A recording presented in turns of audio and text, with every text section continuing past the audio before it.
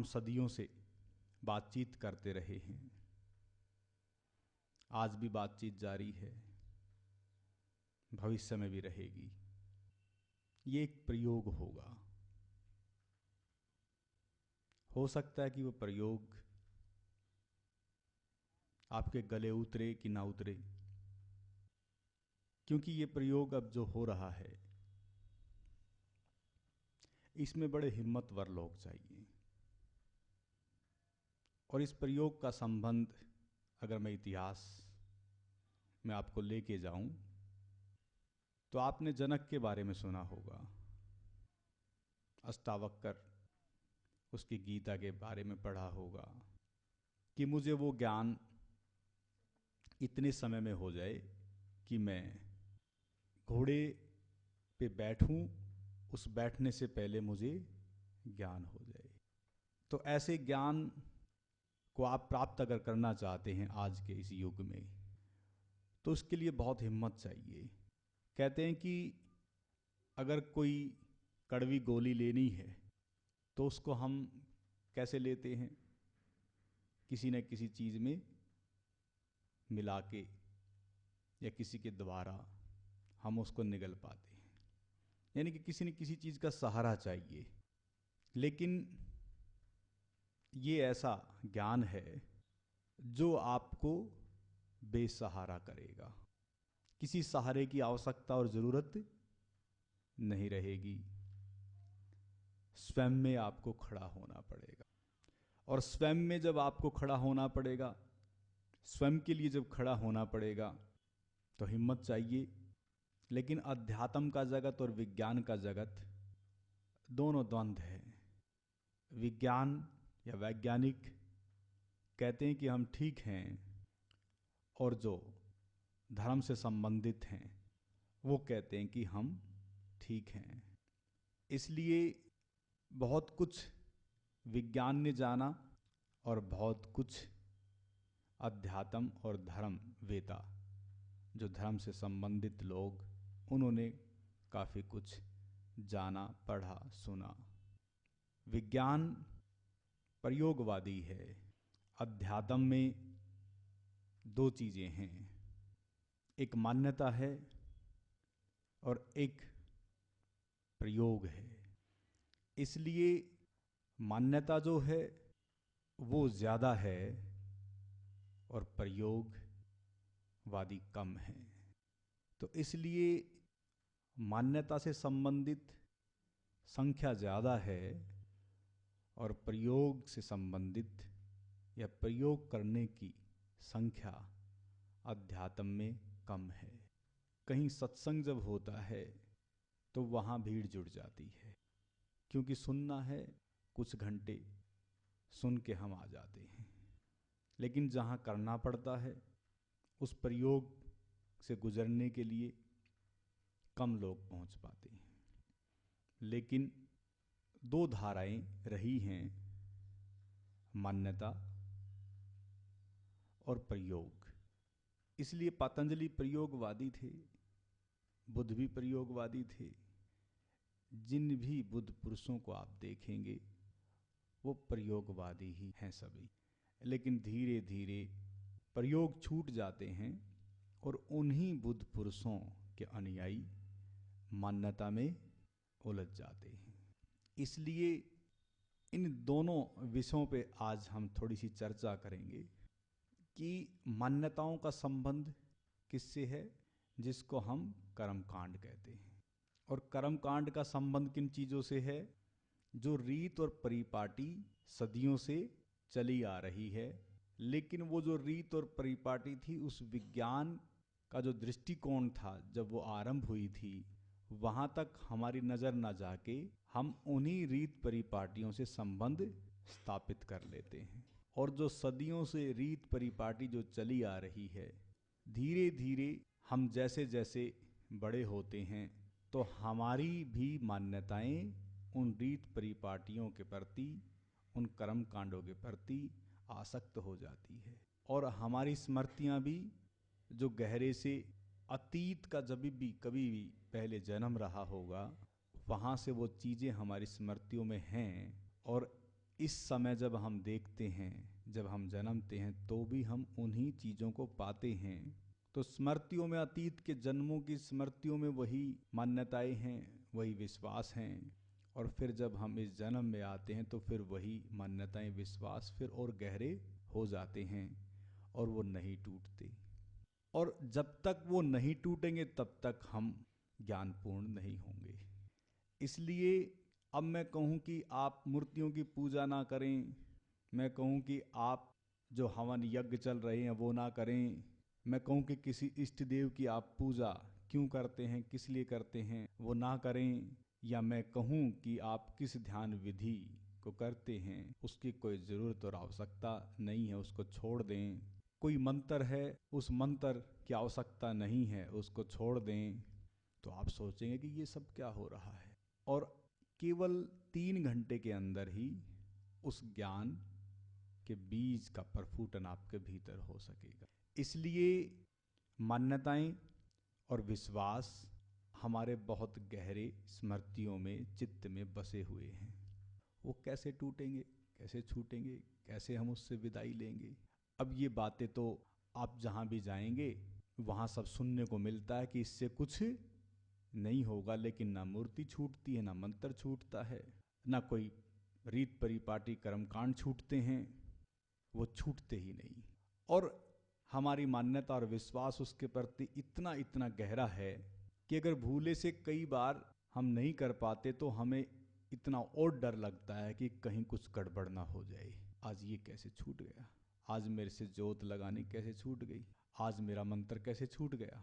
इतनी मान्यताओं और विश्वास का जो संबंध है एक किस्म से, इसको कहते हैं परतंत्रता, बंधन।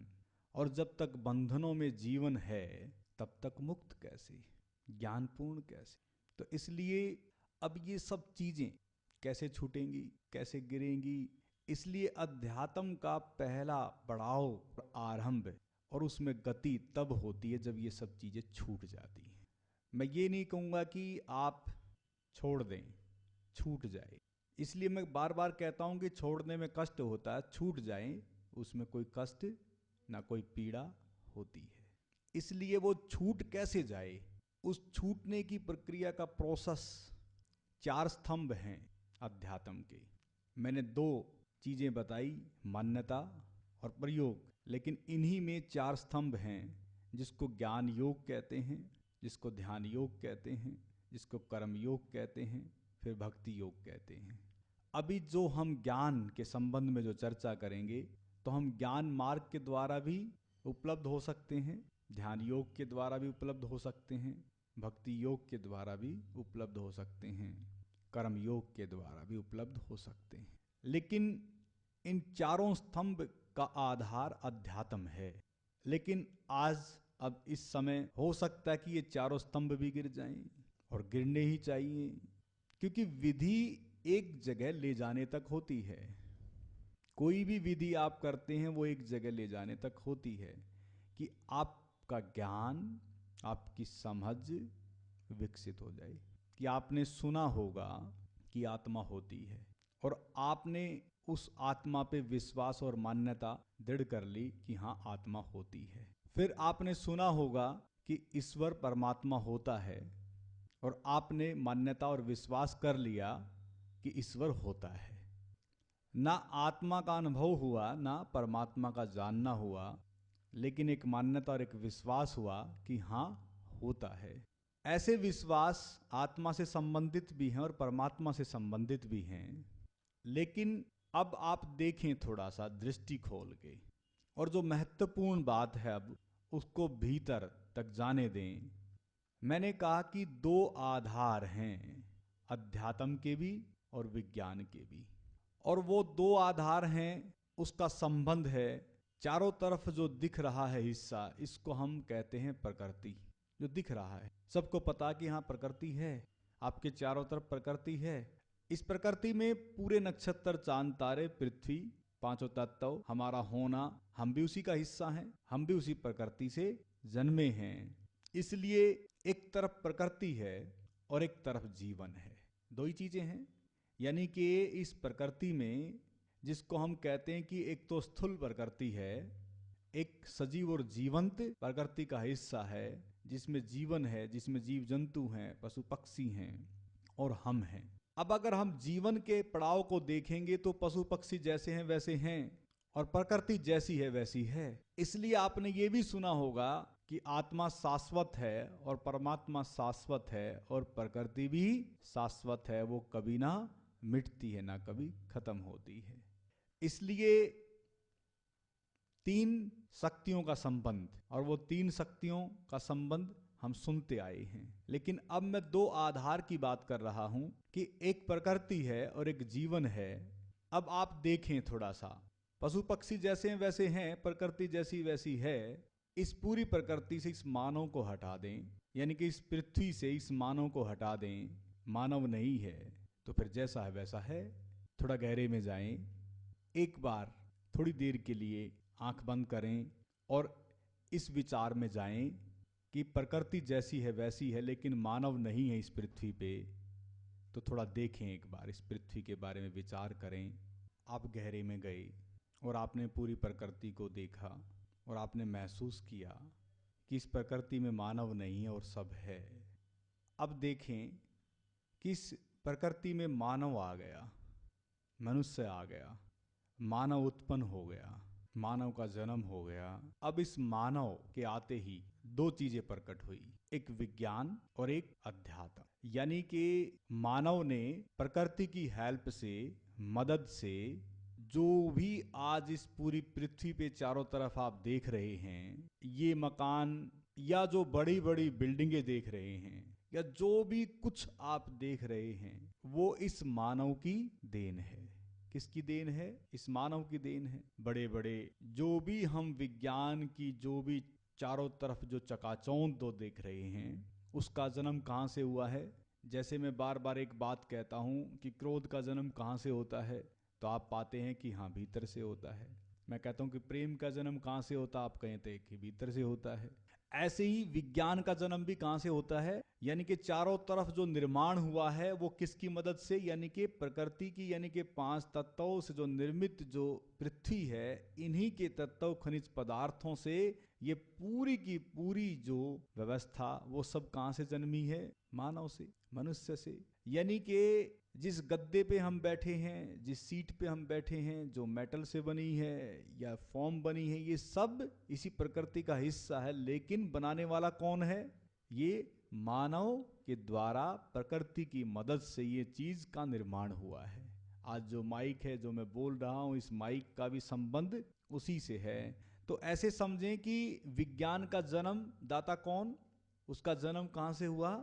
हमारे भीतर से। यानी कि हमारी जो भी सोच है, बुद्धि है, मन है, जो विचार हैं, इन्हीं के द्वारा वो स्थूल रूप में प्रकट हो जाता है। अब यहाँ देखें कि विज्ञान का जन्म पहले से ही, इसलिए हम क्या कहते हैं कि प्रकृति यानी कि जो दिखने वाला हिस्सा वो क्या है? विज्ञान का रूप है। और हमारा शरीर भी विज्ञान का ही रूप है। लेकिन अब जो महत्वपूर्ण बात दूसरी जो है वो क्या है कि एक तो विज्ञान का जन्म हमसे हुआ, अब अध्यात्म का जन्म कहां से हुआ? वो भी कहां से जन्मा? हमारे अंदर से। यानी कि विज्ञान का भी जन्म हमारे भीतर से हुआ और अध्यात्म का भी जन्म कहां से हुआ? हमारे भीतर से हुआ।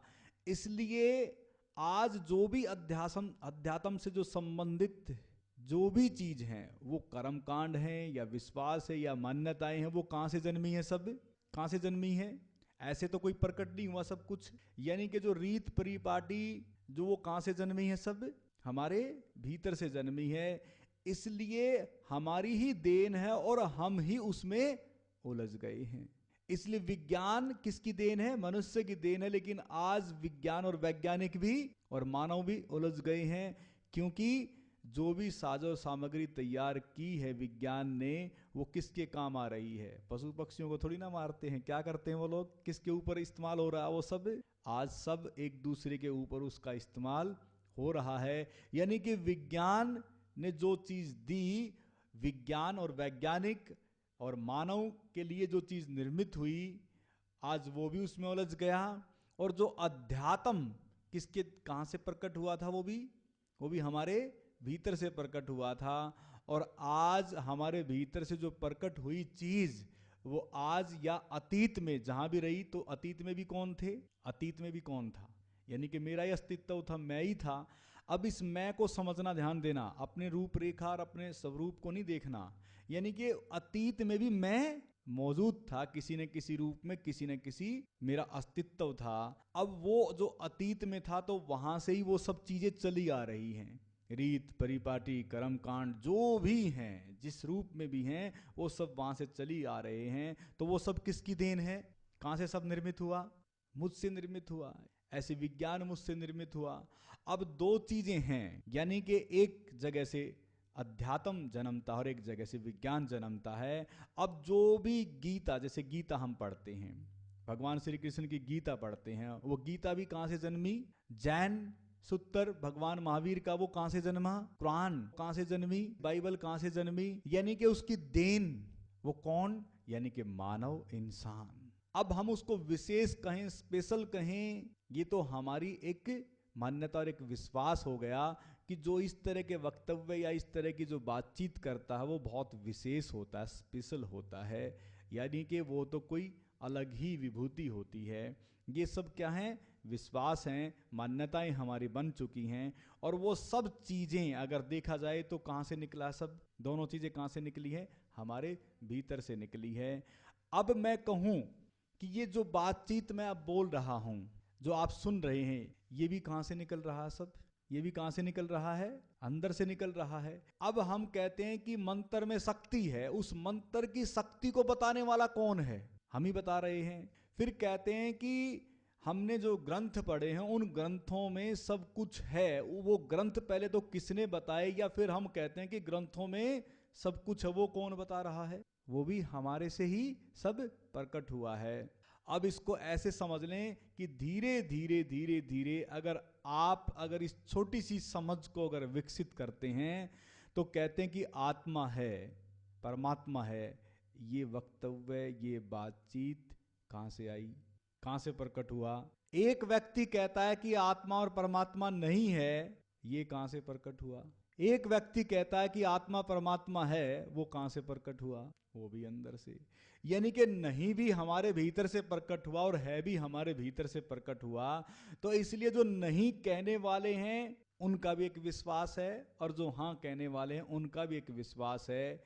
लेकिन अब सही मायने में महत्वपूर्ण बात यह है कि जो चारों तरफ से ये जो सब कुछ प्रकट हुआ है, वो अध्यात्म है या विज्ञान है, वो कहां से सब प्रकट हुआ है। ये ज्ञान, ये धारणा, ये विचार, थोड़ा सा जिक्र करूं मैं अपना, जब मैं 8वीं क्लास में था तब ये उत्पन्न हो गया था, और इसी आधार पे मैंने अपने जीवन को जिया। और जब इस आधार पे मैं अपने जीवन को जी रहा था और एक धारणा परिपक्व हो चुकी थी, और मैंने पाया कि दो चीजें सत्य हैं, एक प्रकृति है और एक जीव है, और जीव का संबंध मुझसे है, या जीवात्मा कहें या जीवन कहें, दो चीजें सत्य हैं। प्रकृति भी नजर आती है और मैं और इंसान भी नजर आता है, और इन दोनों के द्वारा अध्यात्म भी प्रकट हुआ और विज्ञान भी प्रकट हुआ। मैंने क्या कहा कि प्रकृति है, उससे बाहर कुछ नहीं है, और मैं हूं और मुझसे बाहर कुछ नहीं है। इन दोनों का संबंध अध्यात्म और विज्ञान का, वो प्रकट रूप मेरे भीतर से है, यानी कि वो सब मुझसे प्रकट होता है। इस विचार को, अनुभव को जब मैंने कुछ विद्वानों के बीच रखा, और बहुत सारे विद्वानों से मेरा परिचय होता रहा बचपन से, हम बचपन से आर्य समाज की पृष्ठभूमि पे रहे, तो वहाँ विद्वान आते रहे, उनसे इस विषय पे चर्चा चलती रही, तो उन्होंने कहा नहीं, ऐसा नहीं है। एक तीसरी शक्ति है जिसको हम ईश्वर कहते हैं, जिसको हम परमात्मा कहते हैं। मैंने कहा कि मैंने आपकी बात बड़ी की, ठीक है, थोड़ा मुझे बताएं कि अभी तक तो महत्वपूर्ण बात जो मेरे विचारों के अनुसार ये है कि दो चीज़ें सत्य हैं। और ये जिसको भी ये बात अच्छे ढंग से जब एक्सप्लेन की तो उसने यस किया कि हाँ, इससे बाहर कुछ नहीं है। लेकिन आप कहते हैं कि कोई तीसरी शक्ति है, और उस तीसरी शक्ति के कारण ये दोनों हैं। क्या कहा उन्होंने, एक तीसरी शक्ति है, उसी शक्ति के कारण प्रकृति है, और उसी शक्ति के कारण यानी कि मानव है, जीव है। मैंने कहा कि ठीक है, आप थोड़ा मुझे बताएं और मुझे समझाएं। पहले मैंने प्रश्न किया कि पहले तो मुझे इतना बताएं कि पहले तो मेरा होना और मेरा आना और इस मानव का आना इस पृथ्वी पे कैसे हुआ। तो बताते हैं कि वेद में लिखा है, क्योंकि वेदवादी हैं वे और वेद पे विश्वास रखते हैं। तो उन्होंने कहा कि वेद में लिखा है कि अमैथुनी सृष्टि हुई। क्या हुई?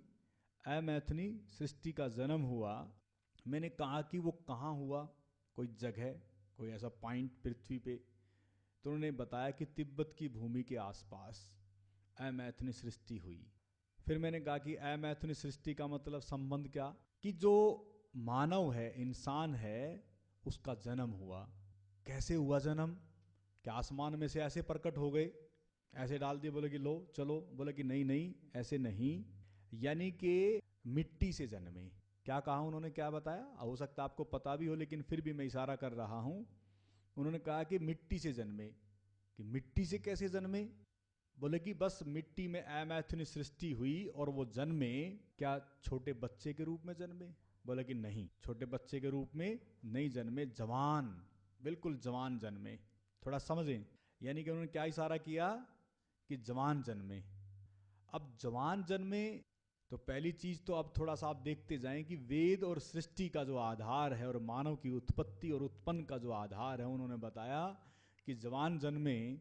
और तब वो जवान जन्मे, मगर फिर क्या हुआ? एक जन्मा कि दो जन्मे? बोले कि नहीं, सैकड़ों जन्मे। सैकड़ों का मतलब हजारों में जन्मे और अमैथुनी सृष्टि हुई।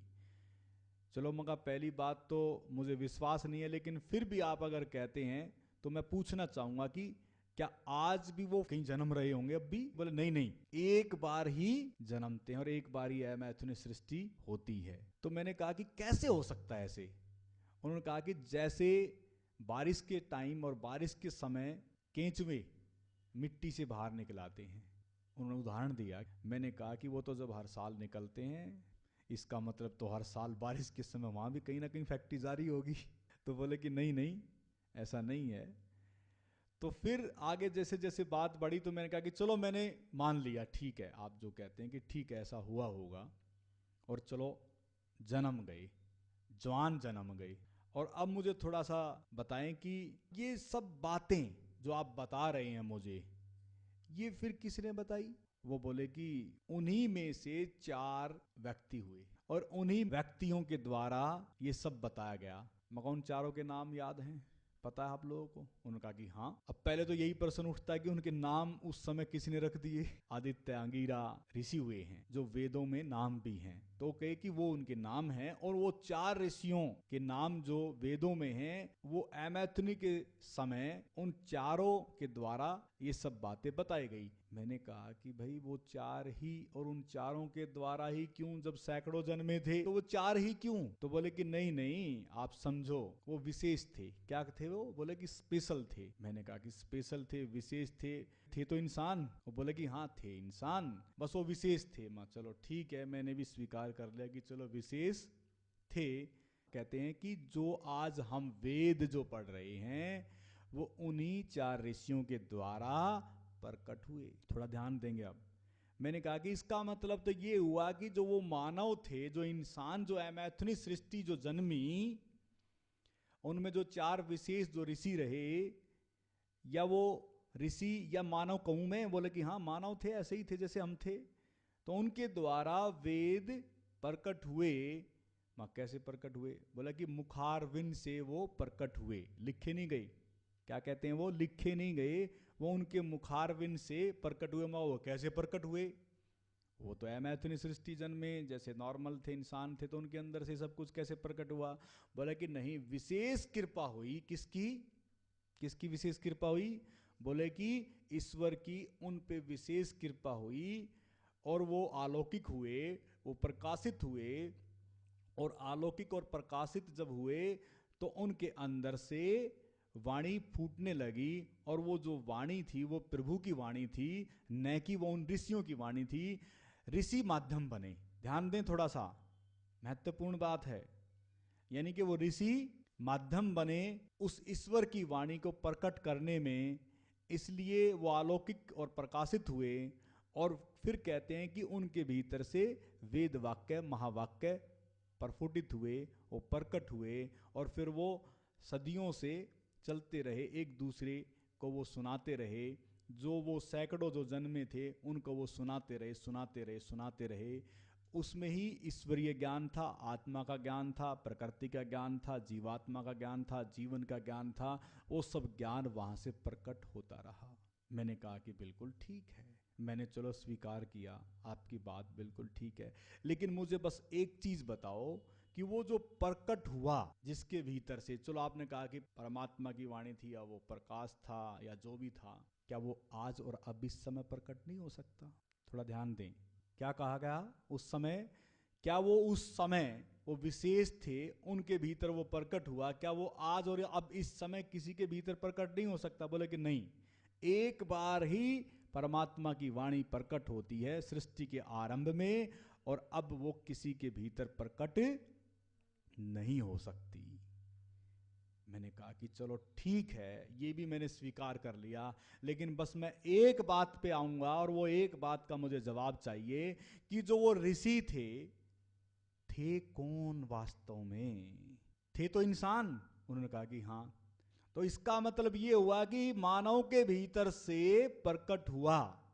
ध्यान दें थोड़ा सा, अब आप थोड़ा समझें, यानी कि वेद भी किसके भीतर से प्रकट हुआ? कि मानव के भीतर से प्रकट हुआ, और वो मानव बता रहा है कि आत्मा का ये गुण धर्म है, परमात्मा का ये गुण धर्म है।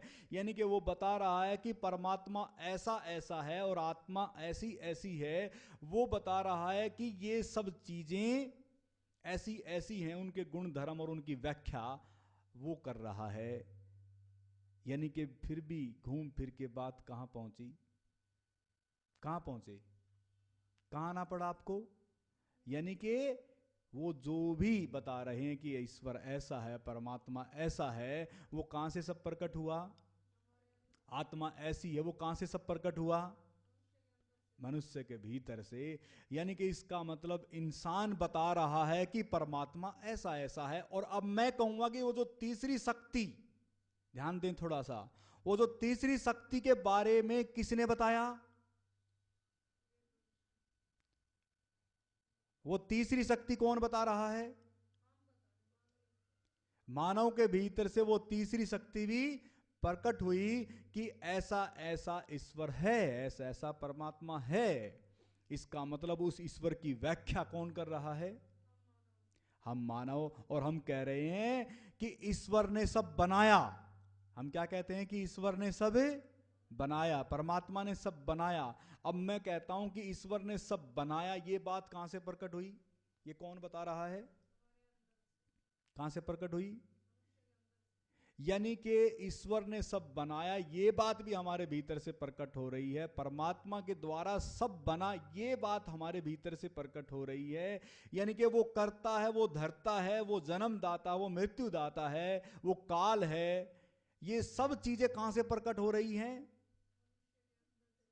ये कहां से प्रकट हो रहा है सब? यानी कि ये बताने वाला कौन है? अब यहां सबसे महत्वपूर्ण बात आती है कि जो मानव ये जो सब बता रहा है, इसका मतलब वो कह रहा है कि ईश्वर ऐसा ऐसा है। तो ईश्वर किसने बनाया? ईश्वर किसने बनाया?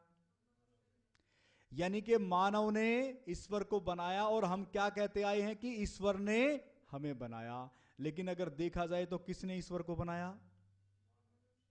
कौन बनाने वाला है ईश्वर को? यानी कि हम स्वयं उस शक्ति को और उस ईश्वर को बनाते हैं कि ईश्वर ऐसा ऐसा है। अगर देखा जाए उसकी वास्तविकता क्या है, उसकी सच्चाई क्या है, उसका सत्य क्या है, कि उस ईश्वर को और उस शक्ति को कौन बना रहा है, किसने बनाया है? यानी कि इसका मतलब यह कि ईश्वर हमारे द्वारा है, न कि हम ईश्वर के द्वारा हैं। यानी कि हमने जाल बिछाया, हमारे भीतर से सब प्रकट हुआ, और फिर हम उसी में खुद उलझ रहे हैं। अगर ये छोटी सी समझ और विकसित अगर हो जाए तो आज और अभी इसी समय आप इस जंजाल और इस जाल से निकल जाएंगे। और वही निकलना है। और इसलिए बार बार उदाहरण दिया जाता है कि मकड़ी अपना जाला बुनती है, और कई बार वो उसमें भी स्वयं के जाल में फंस जाती है। इसलिए हमने ये जाल बुन लिया और हम इसमें उलझ गए, फंस गए। इसलिए करोड़ों में कोई कोई कहते हैं कि इस जाल से निकल पाता है। बुद्ध निकले, गुरु नानक साहब निकले, कबीर साहब निकले, कृष्ण भगवान निकले, भगवान महावीर निकले,